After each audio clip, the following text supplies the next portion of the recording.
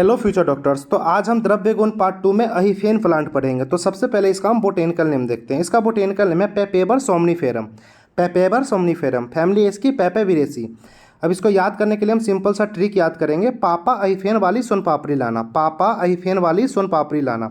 तो पापा से यहाँ पे आप दो चीज़ याद करेंगे, पेपेबर और पेपेविरेसी। सोन पापड़ी से आप सोमनीफेरम याद कर लेंगे। अहिफेन से आपको पता है अहिफेन प्लांट पढ़ रहे हैं तो अहिफेन। तो इस तरह से आप इसका बोटेनिकल नेम और फैमिली याद कर लेंगे। अब इसके पर्याय की बात करें तो पर्याय हैं इसके खसफल, खखस, खसतेल, नागफेन और आफूक। ये इसके पर्याय हैं। पर्याय का सिंपल सा हम ट्रिक देखेंगे। नाग ने अहिफेन के खास फल खाए, नाग ने अहिफेन के खास फल खाए। तो नाग से आप नागफेन याद करेंगे। अहिफेन से आपको पता है अहिफेन पढ़ रहे हैं तो अहिफेन और आफूक ये दोनों याद कर लेंगे। खास से आप खखस याद कर लेंगे और फल से आप खसफल याद करेंगे और खाए मतलब ख से आप खसतेल याद करेंगे। तो इस तरह से आप इसका पर्याय याद कर लेंगे। अब इसके मॉर्फोलॉजी की बात करते हैं। तो मॉर्फोलॉजी में वर्षायु छूप होता है, 3 से 4 फीट का हाइट में होता है, जिसे हम पोस्ता कहते हैं। तो वर्षायु मतलब कि 1 वर्ष का प्लांट होगा। ये छूप होता है, 3 से 4 फीट का हाइट में होता है और इसको हम क्या बोल देते हैं, पोस्ता बोल देते हैं। तो ये इसके मॉर्फोलॉजी की बात हो गई, जनरल मॉर्फोलॉजी की बात। कांड की बात करें तो कांड इसके चिकना होते हैं, सरल होते हैं और रोमस युक्त होते हैं। तो ये इसके कांड की बात हो गया। पत्र इसके आयताकार होगा और अंडाकार होगा। तो ये इसके पत्र की बात हो गया। पुष्प में देखें तो श्वेत पुष्प होते हैं, बैगनी होते हैं या फिर रक्त वर्ण के होते हैं। तो ये इसके पुष्प का बात हो गया। फल की बात करें तो इसे डोडा कहते हैं। इसके फल को क्या बोलते हैं, डोडा बोलते हैं, जो कि अंडाकार होता है। वर्ण में ये हल्का पीताभ या भूरा होता है। फल के छिलके को पोस्त कहते हैं। अब फल के छिलके को हम क्या कहते हैं, पोस्त कहते हैं। कलर में हमारा ये हल्का पीताभ और भूरे रंग का होता है, अंडाकार होता है शेप में, जिसे हम डोडा कहते हैं। तो ये इसके फल की बात हो गई। अब इसका बीज देखते हैं, बीज कैसा होता है। तो बीज इसका श्वेत वर्ण का होगा, छोटे होते हैं, वृक्काकृति के होते हैं और इसको हम क्या बोल देते हैं, पोस्त दाना बोल देते हैं। इसके बीज को क्या बोलते हैं, पोस्त दाना बोलते हैं। उत्पत्ति स्थान की बात करें तो इसको यूरोप में ज़्यादातर देखने को मिलता है। अपने भारत में उत्तर प्रदेश में, बंगाल में और बिहार में ये ज़्यादातर देखने को मिलता है। आप राजस्थान भी ऐड कर सकते हैं यहाँ पे। उत्पत्ति स्थान में बात करें तो ये हो गया आपका उत्पत्ति स्थान। प्रजाति की बात करते हैं तो इसका कलर के आधार पे, मतलब पुष्प के कलर के अकॉर्डिंग इसके प्रजाति डिसाइड किया गया हुआ है।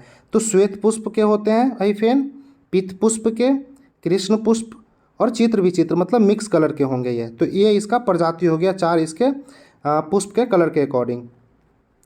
अहिफेन निर्माण। अब अहिफेन को हम बनाते कैसे तो देखते हैं। पोस्ता के फल के दूध से अहिफेन बनते हैं। पोस्ता के फल के दूध से अहिफेन बनता है। माघ महीने में पुष्प लगने के 2 हफ्ता बाद पोस्ता डोडे अहिफेन निकलने लायक बड़े हो जाते हैं। तब कच्चे फल के चारों ओर शयन गहरे चीरे लगा रख देते हैं। प्रातःकाल जो दूध के समान निर्यास निकलकर जमा हो जाता है उसे सुखा लेते हैं, इकट्ठा कर कांसे के थाली में रख देते हैं। उसमें जो जल निकलता है उसको फेंक देते हैं।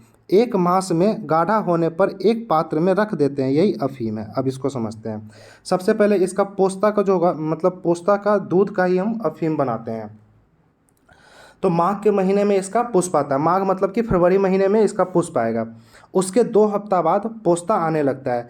जब पोस्ता मतलब हमारा ये अहिफेन कच्चा अवस्था में होगा तो उसके चारों साइड उसके फल पे हम चीरा लगा देते हैं।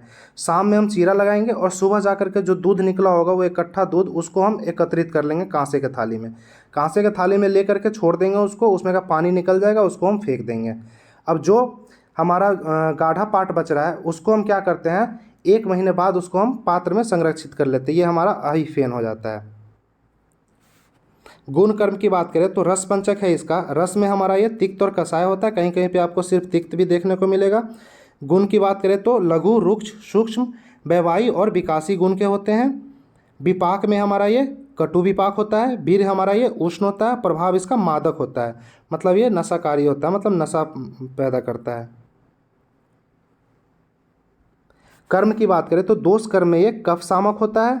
अन्य कर्म में देखें तो मदकारी, कराही, शुक्र स्तंभक, वेदना स्थापक, अतिसार में, कांस श्वास में, ज्वर में, प्रमेह में, इनमें हमारा ये उपयोगी होता है।